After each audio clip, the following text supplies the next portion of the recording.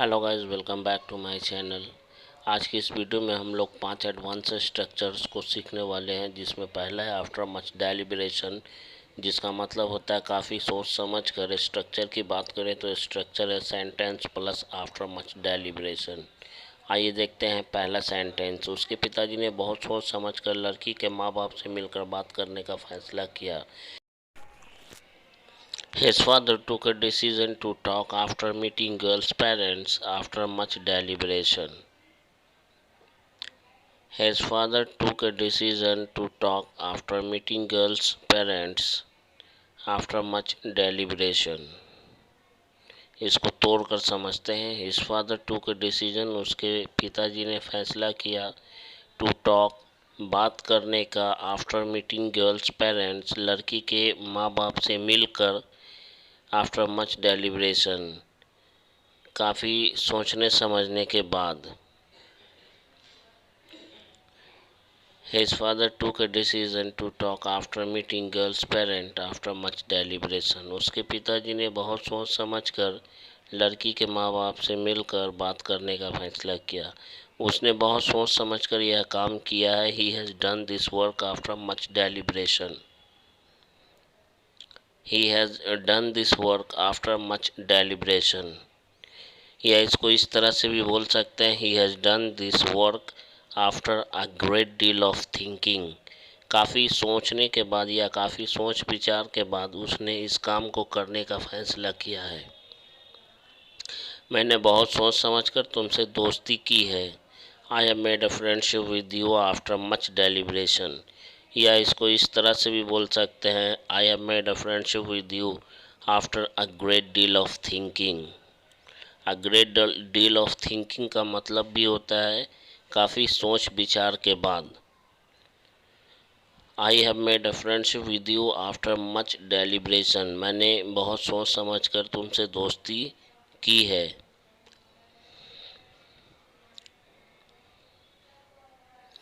मैंने बहुत सोच समझ कर बिना कुछ पैसा लिए उसका काम करने का फैसला लिया है। I have taken decision to do his work without taking any money after much deliberation. या इसको इस तरह से भी बोल सकते हैं, I have taken decision to do his work without taking money after a great deal of thinking. After a great deal of thinking, जिसका मतलब होता है काफ़ी सोच विचार के बाद। I have taken decision to do his work, मैंने उसका काम करने का फैसला किया है। विदाउट टेकिंग एनी मनी, बिना कुछ पैसा लिए। आफ्टर मच डेलिब्रेशन, काफ़ी सोचने समझने के बाद। आप बहुत सोच समझकर मैंने उस परीक्षा में बैठने का फैसला किया है। I have taken this decision to appear at that examination after much deliberation. या इसको इस तरह से भी बोल सकते हैं, I have taken this decision to appear at that examination after a great deal of thinking.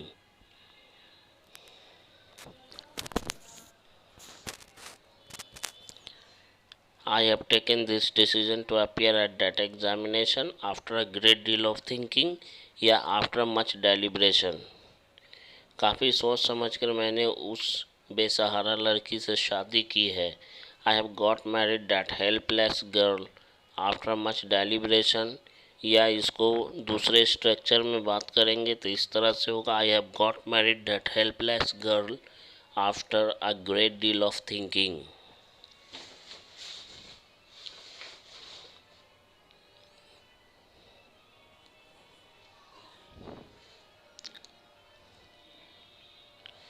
I have got married that helpless, helpless का मतलब होता है लाचार बेसहारा। हेल्पलेस गर्ल मतलब लाचार लड़की या बेसहारा लड़की। I have got married that helpless girl after much deliberation. काफ़ी सोच समझ कर मैंने उस बेसहारा लड़की से शादी की है। काफ़ी सोचने के बाद उसके खिलाफ कार्रवाई, मैंने उसके खिलाफ कार्रवाई किया। I took an action, take an action का मतलब होता है कार्रवाई करना। I took an action against him after much deliberation. या इसको इस तरह से भी बोल सकते हैं, I took an action against him after a great deal of thinking.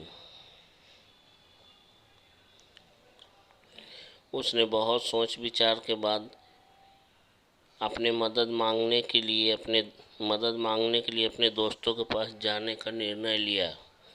He took a decision to go to his friends to ask for help. Ask for का मतलब होता है मांगना। Ask for help Ask for help का मतलब होता है मदद मांगना। He took a decision, उसने फैसला किया या फैसला लिया, to go to his friends, अपने दोस्तों के पास जाने का, to ask for help, मदद मांगने के लिए। बहुत सोच समझकर मैं वहाँ से अपनी जान बचाकर भागने में कामयाब रहा। I managed to flee from there for my life after much deliberation. Flee for life का मतलब होता है जान बचाकर भागना। Manage to flee for life का मतलब होता है जान बचाकर भागने में कामयाब होना। Manage to flee for life जिसका मतलब होता है जान बचाकर भागने में कामयाब होना। सीखे ये सब वोकैब्स ज़रूरी है, वर्ड पावर ज़रूरी है स्पोकन के लिए। I managed to flee from there for my life after much deliberation या after a great deal of thinking। अगला स्ट्रक्चर है what to plus object pronoun.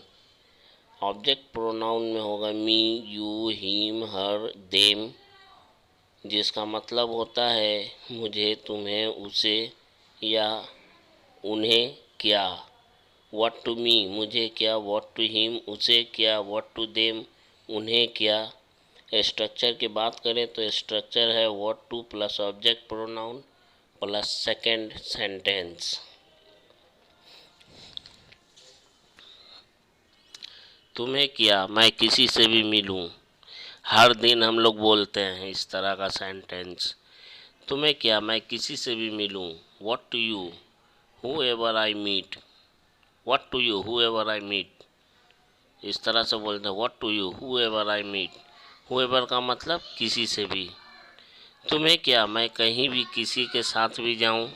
What to you I go anywhere with whosoever, I go anywhere with whosoever, मैं किसी के साथ कहीं भी जाऊं। व्हाट टू यू तुम्हें क्या।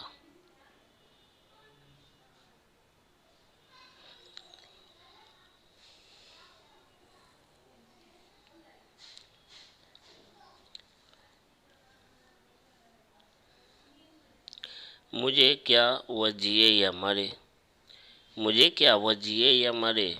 What to me whether I lives और डाई, वह जिए या मरे, मैं जाऊं या नहीं जाऊं, मैं खाऊं या ना खाऊं, मैं जीऊं या मरूं। इस तरह का सेंटेंस जिसमें या लगा रहेगा, मैं खाऊं या ना खाऊं, वो वेदर से ही बनेगा।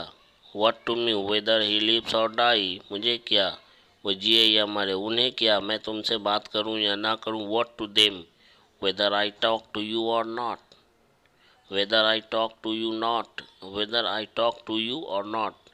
Weather I talk to you or not का मतलब यहाँ पे हो गया चाहे मैं बात करूं या नहीं करूं। व्हाट टू देम उन्हें क्या। तुम्हें क्या, मैंने अपने देश की सेवा की या नहीं की। What to you whether I served my country or not, what to you I served my country or not. यही होता मैं देश की सेवा करूं या नहीं करूं। तुम्हें क्या, what to you whether I serve my country or not. अगला सेंटेंस, तुम्हें क्या मैं अंग्रेज़ी बोलना सीखूं या नहीं सीखूं।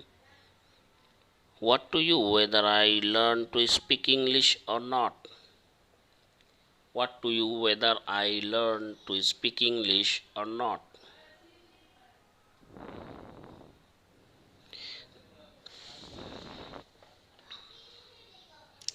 तुम्हें क्या मैं प्यार करूं या नफरत। What to you whether I love her or hate, what to you whether I love her or hate.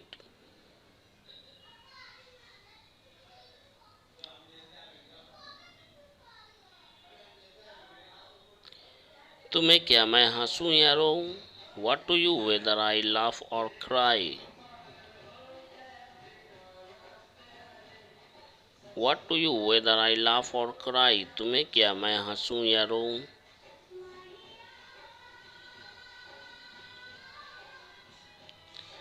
It's okay when I fled, देर ही सही।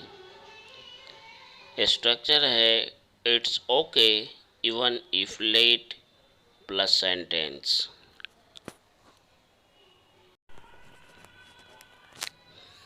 आइए देखते हैं इसका सेंटेंस। देर ही सही कल मेरे घर आना ज़रूर। It's okay even if late you must come to my home. It's okay even if late you must come to my home. It's okay even if late माने देर ही सही या भले ही देर हो जाए। You must come to my home तुम मेरे घर आना ज़रूर या ज़रूर आना। देर ही सही पर मुझे अपनी होने वाली पत्नी की फ़ोटो दिखाना ज़रूर। It's okay even if late but you must show me your would be wife's picture or photo. It's okay even if late but you must show me your would be wife's picture or photo. Would be wife का मतलब होता है होने वाली पत्नी। देर से ही सही पर तुम शादी में आना ज़रूर। पर तुम शादी ज़रूर करना। देर से ही सही पर तुम शादी ज़रूर करना। It's okay even if late but you must get married. It's okay even if late but you must get married. अगला है वॉट जिसका मतलब होता है जो। ये हमारा दो सेंटेंस के बीच में रहेगा। ये एक तरह से कनेक्टर का काम करता है। एक तरह से नहीं, कनेक्टर ही का काम करेगा। यहाँ पे दो सेंटेंस को जोड़ने का काम करेगा। स्ट्रक्चर है first sentence plus what plus second sentence. क्या तुम वही गलती करने की कोशिश कर रहे हो जो मैंने किया? Are you also trying to do same mistake what I did? Are you also trying to do same mistake what I did? क्या तुम वही सोच रहे हो जो मैं सोच रहा हूँ? Are you thinking what I am thinking? या इस तरह से भी बोल सकते हैं are you thinking same thing what I am? What I am बस यहीं तक हो गया। Are you thinking same thing माने वही बात। व्हाट आई एम क्या तुम भी वही कहना चाहते हो जो मैं कहना चाहता हूँ? Do you also want to say what I want to say? या व्हाट आई वॉन्ट टू बस इतना ही बोल देंगे हमारा सेंटेंस कंप्लीट हो जाएगा। क्योंकि वॉन्ट टू से फर्स्ट सेंटेंस में आ चुका है, इसलिए सेकंड सेंटेंस में इतना डालना ज़रूरी नहीं है। क्या वह भी वही देखना क्या तुम भी वही देखना चाहते हो? क्या वह भी वही देखना चाहता है जो मैं देखना चाहता हूँ? Does he also want to see what I want to see? या इस तरह से भी बोल सकते हैं does he also want to see what I want to बस। वेयर जिसका मतलब होता है जहाँ, जो कि कनेक्टर की तरह काम करेगा। First sentence plus when plus second sentence, ये रहा स्ट्रक्चर इसका। ये कनेक्टर्स की तरह काम करेगा। वेयर का मतलब तो होता है कहाँ, लेकिन कनेक्टर का काम करेगा तो इसका मतलब बदल जाएगा, कहाँ हो जाएगा। क्या तुम भी वही जाना चाहते हो जहाँ मैं जाना चाहता हूँ? Do you also want to go at the same place भी बोल सकते हैं। या वेयर, सिर्फ वेयर से भी काम चल जाएगा, where I want to go. क्या वह भी वही जाया करता है? Does he also use to go where, जहाँ आई यूज टू गो मैं जाया करता था। I used to go, used यहाँ पे जाया करता था, पास्ट की बात है, यूज्ड होगा। आई use to go.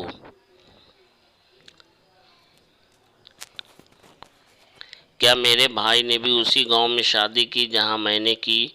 Did my brother also get married in the same village where I got married?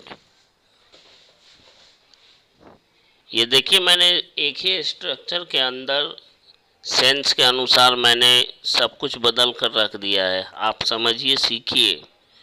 एक ही स्ट्रक्चर, बच्चों वाला स्ट्रक्चर पर मत जाइए, सेंटेंस के सेंस को भी पकड़िए। मैं वही गया जहाँ मेरा भाई जाना चाहता था। Went there where my brother wanted to go, या I went there where my brother wanted to go, या वांटेड। वह वहीं गया जहाँ उसने उसे बुलाया था। He went there where he called him, he went there where he called him.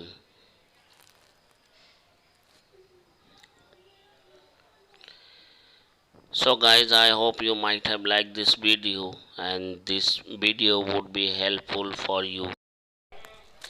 If this video is helpful for you, so I would like to request you to subscribe my channel, and like and share this video, and write your comment in the comment box, and keep practicing more, because practice makes a man perfect. You cannot remember this,